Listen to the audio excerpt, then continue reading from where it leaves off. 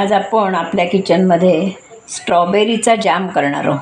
त्याच्यासाठी आज हे छान अशा रसरशीत अशा स्ट्रॉबेरी मिळाल्या आहेत, त्या मी आणल्या आहेत. आता मी या पुसून वगैरे सगळं घेतलेलं आहे. आता मी या देठं काढून ते चिरून म्हणजे कापून मिक्सरला त्याचं पहिल्यांदा पल्प काढणार आहे आणि त्यानंतर मग तुम्हाला पुढची कृती दाखवणार आहे. त्याच्यासाठी हे मी देठं काढून घेते. हे बघा, सगळ्यांची देठं काढून 2-2, 3-3 तुकडे करून मिक्सरला लावून घेते. त्या स्ट्रॉबेरी मी अशा कापून घेणार आहे. किती सुंदर आहेत बघा, स्ट्रॉबेरी ताज्या ताज्या आणलेल्या आहेत, छान आहेत. त्याच्या सगळ्या कापून घेते आणि साधारण जेवढा पल्प होईल तेवढीच मी त्याच्यात साखर घालणार आहे आणि बिना प्रिझर्वेटिव्ह हा मी जाम करणार आहे. आणि हा जाम अगदी 6 महिने 8 महिने टिकू शकतो, काही तो खराब होत नाही, कारण त्याच्यात पाणी घालणार नाही अजिबात. चांगला टिकतो आणि आपण घरी केलेला असल्यामुळे तो निश्चितच चांगला. बाजारचं प्रिझर्वेटिव्ह वगैरे घातलेला खाण्यापेक्षा आपण घरात करून खाल्ला तर त्याचं नक्कीच महत्त्व जास्त आहे. म्हणून तुम्हीही असा करून बघा.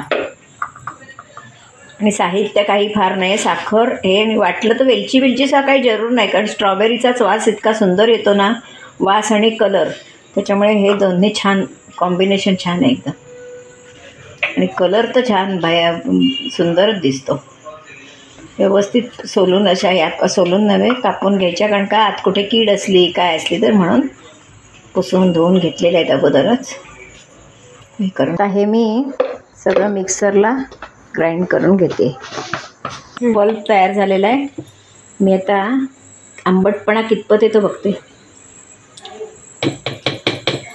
फार आंबट नाही, त्याच्यामुळे अगदी जेवढ्याच तेवढी साखर नको आहे, थोडी कमी चालणार आहे. तर मी एका वाटीनं ते मोजून घेते. हे बघा, असं मोजून घेते. किती सुंदर रंग आला आहे बघा.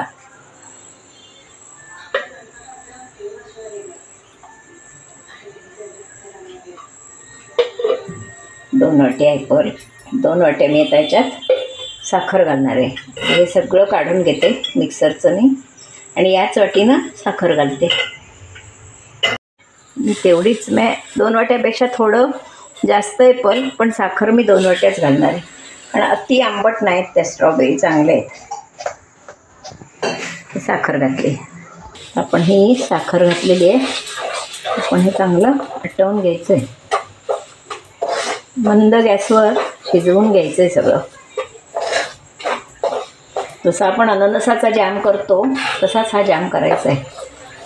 खूप सुंदर दिसतो पण, लागतो पण चवीला, आणि प्रिझर्वेटिव्ह न घालता केलेला, त्याच्यामुळे त्याला आणखी डिमांड आहे. आणि हे आटत ठेवते. जाम बऱ्यापैकी तयार होत आला आहे. असा मी ढवळून त्याला, आपण झाला आहे कसा हे बघायचं. अजून थोडा आटायला हवा आहे, पण असा आपण डिशमध्ये घ्यायचा आणि तो गार झाला की कितपत काय होतं आहे ते कळतं आपल्याला. अति एकदम घट्ट पण नाही करायचा, तर जवळजवळ आपला तो होतच आलेला आहे. एकदम सुंदर रेसिपी. पाव वगैरे खायचा असेल तरी हा जाम लावला आणि खाल्ला. पोळीला, पावाला मुलं आनंदानं खातात आणि आपल्याला घरात केलेल्याचा आनंद मिळतो. तसा काय फार मोठा वेळ लागत नाही, कमी साहित्यात तसा आपला झटकन तयार होणारा हा जाम आहे. किती सोपं आहे ते. आपला हा तयार करून घेतला होता. हे बघा, जास्त घरगळत नाही, एकदम सुखाही करायचं नाही. हे बघा, व्यवस्थित झालेला आहे. तर मी 2 मिनटात हा घालवून टाकणार आहे. आपला हा जाम तयार आहे. कलरफुल बाटलीत बनला की तुम्हाला कलर समजेल. आपला सुंदर जाम कलरफुल खाण्यासाठी तयार आहे. पोळीबरोबर, ब्रेडबरोबर आपण कशाशी खाऊ शकतो. आम्ही हा बरणीत भरून ठेवणार आहे.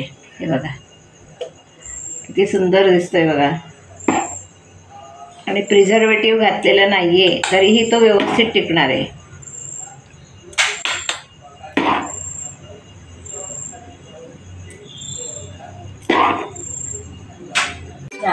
स्ट्रॉबेरीचा जाम खाण्यासाठी तयार आहे.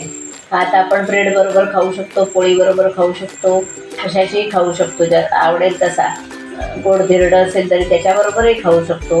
आता हा मी व्हिडिओ कसा केला आहे तो तुम्ही पूर्णपणे बघा. कशा स्ट्रॉबेरी चिरून घेतल्या, कशा क्रश केल्या आणि साखर किती वापरली हे सगळं तुम्ही नीट बघा. आणि माझा व्हिडिओ हा तुम्ही करून बघा, असा जाम तुम्ही करून बघा. आणि माझा व्हिडिओ जर तुम्हाला आवडला तर लाईक करा, शेअर करा, सबस्क्राईब करा, बेल आयकॉन बटन दाबायला विसरू नका. धन्यवाद.